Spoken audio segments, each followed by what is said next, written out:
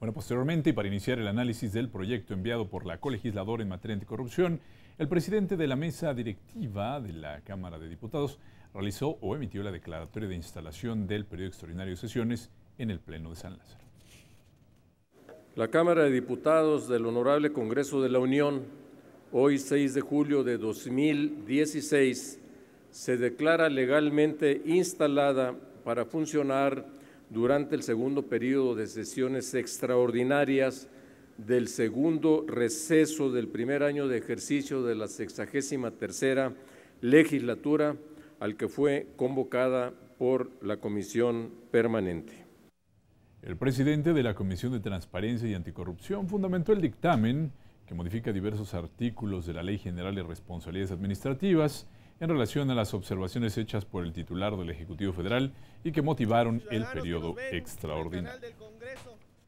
Se eliminan la obligación de las personas físicas y morales de presentar declaraciones de situación patrimonial y de intereses, mismas que sí se incluían en el pasado dictamen aprobado por el Congreso de la Unión.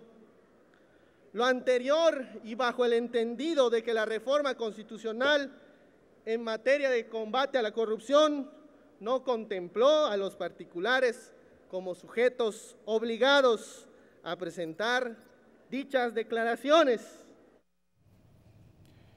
Bueno, y luego de la fundamentación del dictamen por parte de la Comisión y como lo permite el reglamento de la Cámara de Diputados y también el marco jurídico en general del Congreso de la Unión, el diputado de Morena, Juan Romero Tenorio, presentó algo que se denomina la moción suspensiva.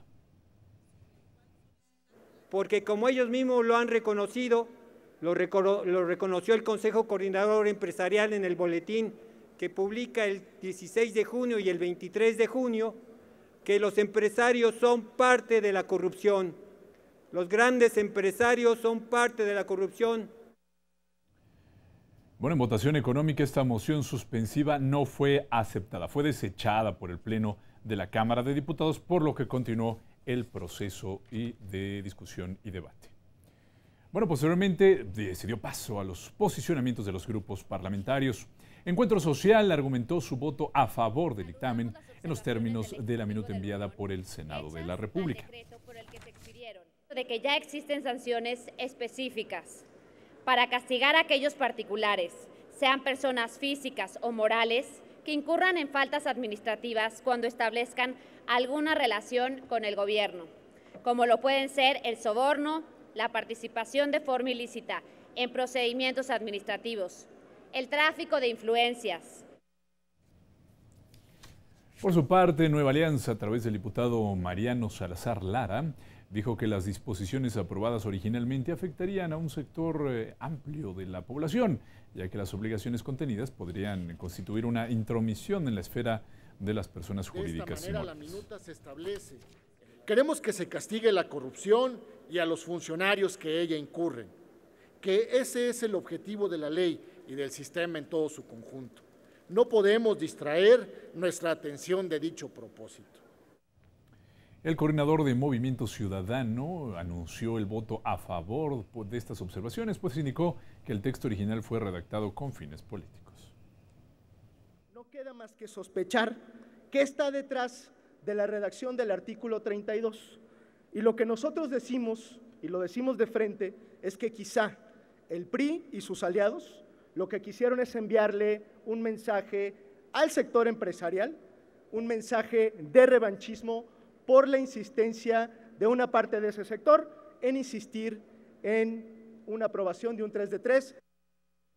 La diputada Araceli Damián, a nombre del Grupo Parlamentario Morena, consideró que transparentar la información de los empresarios que reciban recursos públicos no invade el ámbito personal. Que en el proyecto de decreto no se distinguía a beneficiarios de programas sociales de empresas con contratos gubernamentales, pero la solución no es eliminar la obligación para todo particular que reciba recursos públicos, sino establecer claramente quiénes deben de cumplirla.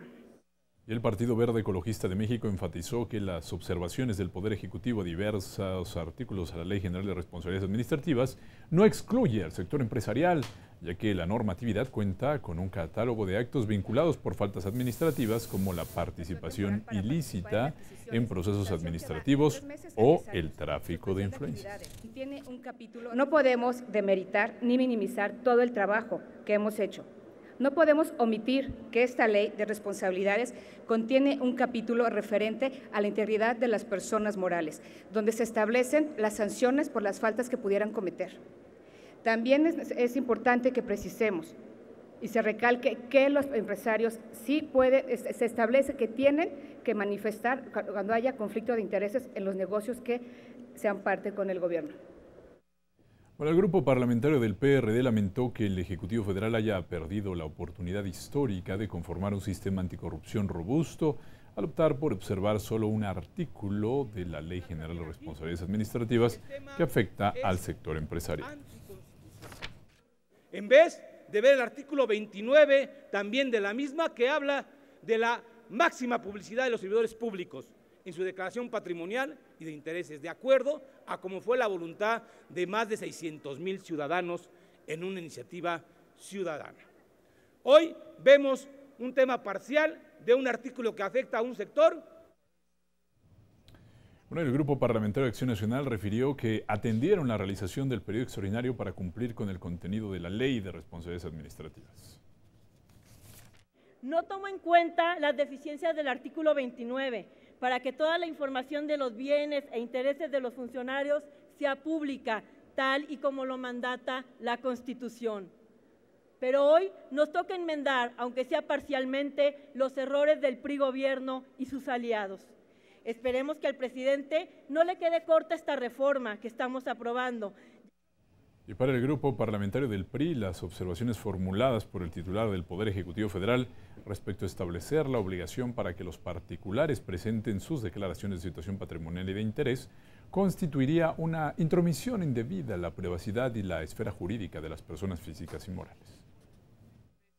Es muy importante puntualizar que la eliminación de los incisos B y C de ninguna manera disminuye la capacidad de las autoridades para investigar y sancionar a aquellos particulares que actúen de forma irregular ante el Estado.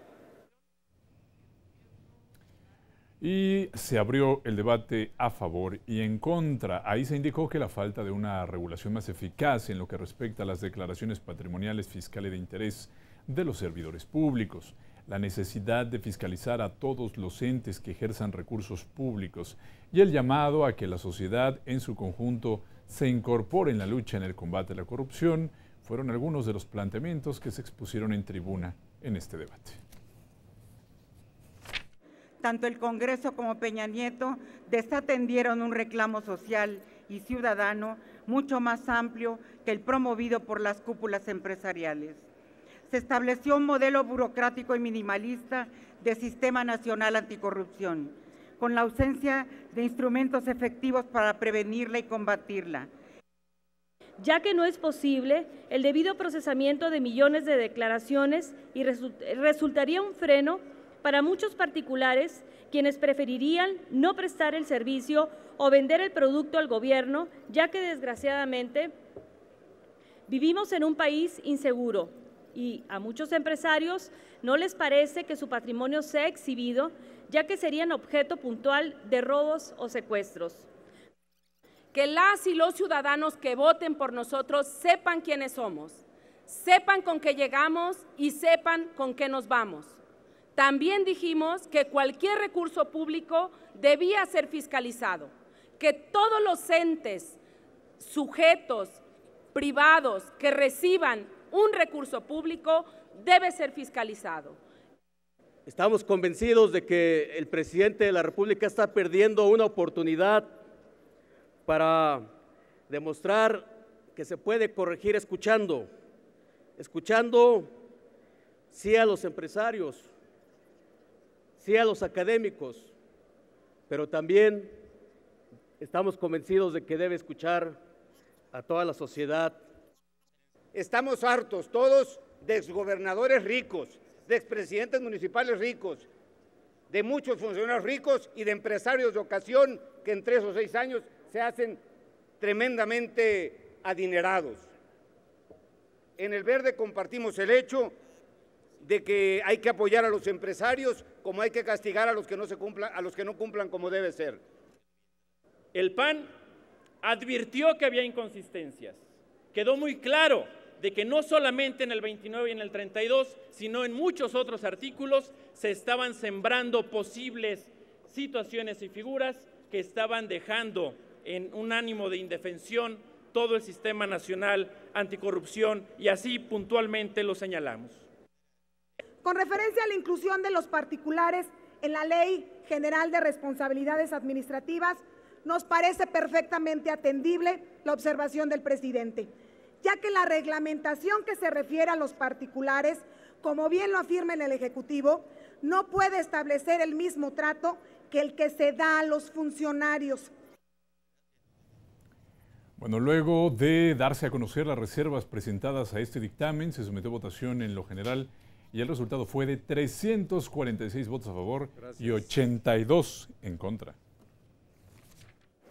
Aprobado en lo general y en lo particular los artículos no reservados por 345 votos.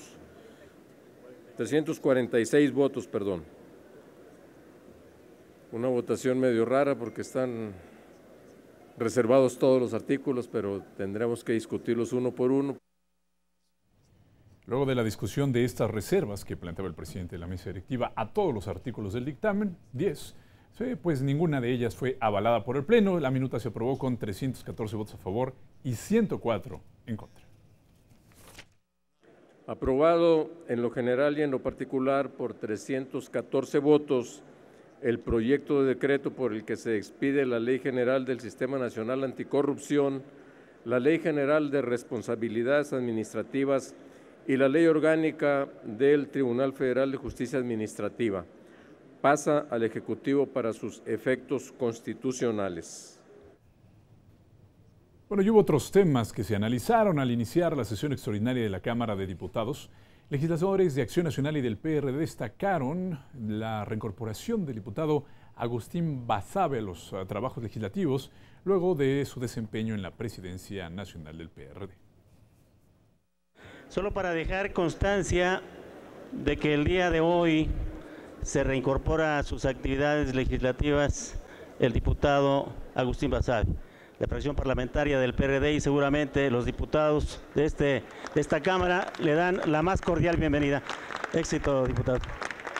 Reconocerte por tu valentía y por tu decisión para la construcción de las pasadas alianzas electorales que permitieron que en varias entidades federativas pudiera haber transición, porque aquí en 80 y tantos años nadie más que el PRI había gobernado. Bueno, asimismo, diputados de distintos grupos parlamentarios se refirieron a las manifestaciones que se han estado desarrollando en el país en contra de la reforma educativa, sobre todo en Ciudad de México, del 5 de julio, donde el legislador Renato Josafat Molina Arias de Morena denunció agresiones de la policía capitalina. Ahora somos 3 personas a las que públicamente se conoce que hemos sido agredidos físicamente, pero diario, día con día, hay personas que son agredidas, por lo que solicitamos a todas las fracciones parlamentarias se solidaricen con esta petición que vamos a hacer de renuncia del secretario de Seguridad Pública en la Ciudad de México. Solicitar de manera muy puntual que se sigan las investigaciones necesarias, y si existiera que algún oficial, algún policía haya tomado exceso de fuerza en este tipo de acciones, que se investigue y que sea sancionado. Esta soberanía puede ser la mediadora, porque esta soberanía aprobó una reforma educativa que afecta al profesorado. Hoy podemos convertir a esta soberanía en la mediadora del diálogo y la solución al problema con el profesorado. Bueno, luego de estos señalamientos desde las curules, el presidente de la mesa directiva informó al Pleno que se comunicó con el jefe de gobierno del Distrito de la Ciudad de México para indagar al respecto de esto que denuncian los legisladores. Pidiéndole que se haga una investigación y que se deslinden las responsabilidades que resultaran de esa propia investigación para los resultados que ello mismo sucediera. Entonces, estamos pendientes del tema. Y luego de la discusión y votación del dictamen de las observaciones del Ejecutivo y de estos asuntos que escuchábamos, el presidente de la mesa directiva de la Cámara de Diputados realizó la clausura correspondiente del periodo extraordinario de sesiones. Hoy, 6 de julio de 2016, la Cámara de Diputados de la 63ª legislatura del Honorable Congreso de la Unión declara formalmente terminados sus trabajos correspondientes al segundo periodo de sesiones extraordinarias del segundo receso del primer año de ejercicio al que fue convocada. Posteriormente se entonó el himno nacional y se informó que se enviará por escrito al Ejecutivo Federal, a la Suprema Corte de Justicia de la Nación, al Senado de la República y a la Comisión Permanente, informe sobre la conclusión de los trabajos del periodo extraordinario.